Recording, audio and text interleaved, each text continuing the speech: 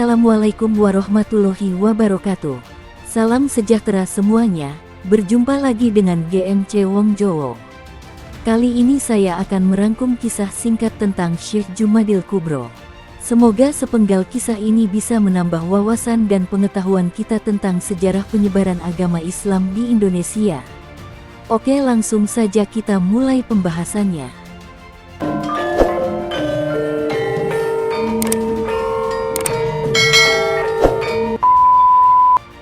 Husain Jamaluddin Akbar atau Syekh Jumadil Kubro dikenal sebagai seorang mubalik terkemuka. Dia menyebarkan Islam di Nusantara. Wali Songo yang terkenal di tanah Jawa berasal dari keturunannya.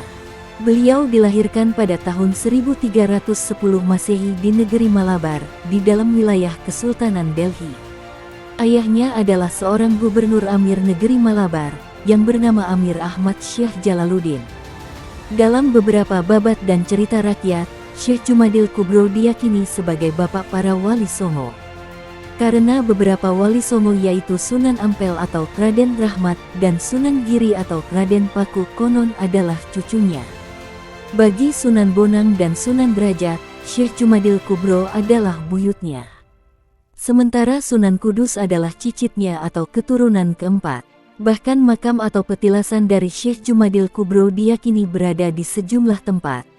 Namun, makam Syekh Jumadil Kubro yang berada satu lokasi dengan situs Trowulan Majapahit menunjukkan jika dia memiliki kedekatan dengan pejabat kerajaan Hindu terbesar tersebut. Padahal lokasi tersebut merupakan makam khusus untuk penguburan kerabat raja atau orang-orang dalam istana Majapahit. Sehingga diyakini jika Syekh Jumadil Kubro telah menyebarkan agama Islam di dalam Majapahit di era keruntuhan kerajaan tersebut. Sasaran kegiatan dakwahnya yang pertama kali adalah di lingkungan kerajaan Majapahit, yaitu daerah Trowulan Mojokerto.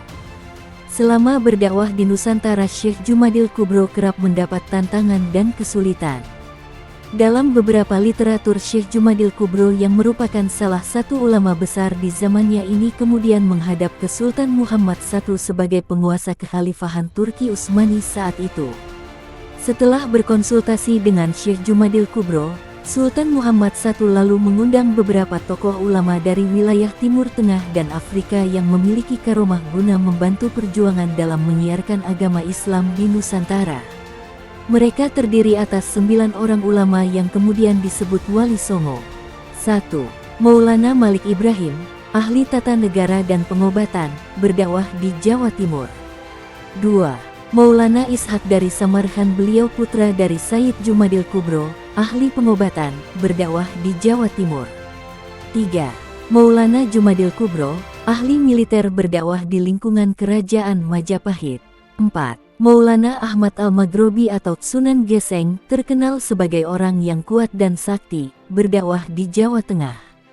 5. Maulana Malik Isroil, ahli mengatur negara, berdakwah di Jawa Tengah. 6. Maulana Muhammad Ali Akbar, ahli pengobatan dan pertanian, berdakwah di Jawa Tengah. 7. Maulana Hasanuddin, berdakwah di Jawa Barat. 8. Maulana Alayuddin, berdakwah di Jawa Barat dan Banten.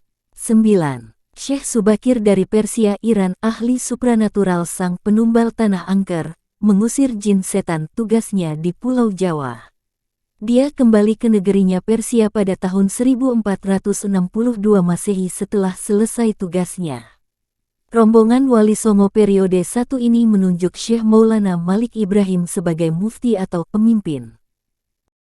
Lalu Syekh Jumadil Kubro datang ke Nusantara bersama rombongan Wali Songo yang membuat semakin geramnya kekuatan gaib yang selama ini menguasai Pulau Jawa sebagai pusat Nusantara saat itu.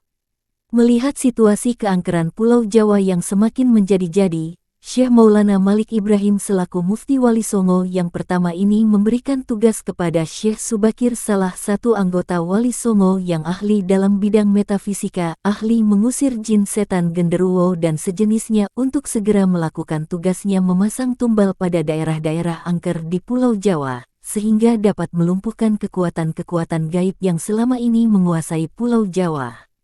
Setelah Syekh Subakir memasang tumbal di puncak Gunung Tidar Magelang, selanjutnya Syekh Jumadil Kubro dan semua wali membagi tugas dakwah mereka. Syekh Jumadil Kubro memilih wilayah dakwah di lingkungan Kerajaan Majapahit. Karena pengaruhnya dalam memberikan pencerahan, maka Syekh Jumadil Kubro disegani para pejabat Kerajaan Majapahit.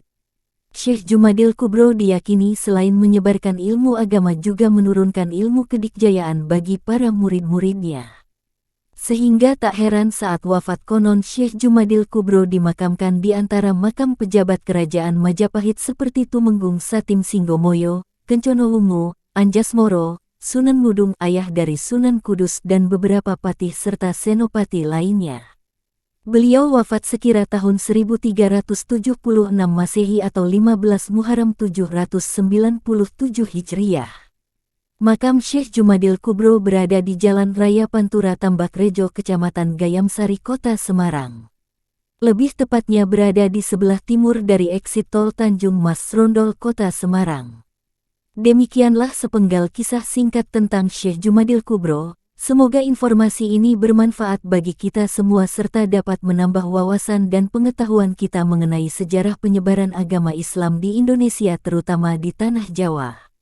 Jangan lupa untuk terus support channel GMC Wong Jowo agar terus berkembang, supaya anak cucu kita kelak bisa tahu tentang penyebaran agama Islam di Indonesia terutama di Tanah Jawa. Sampai jumpa di video selanjutnya. Wassalamualaikum warahmatullahi wabarakatuh.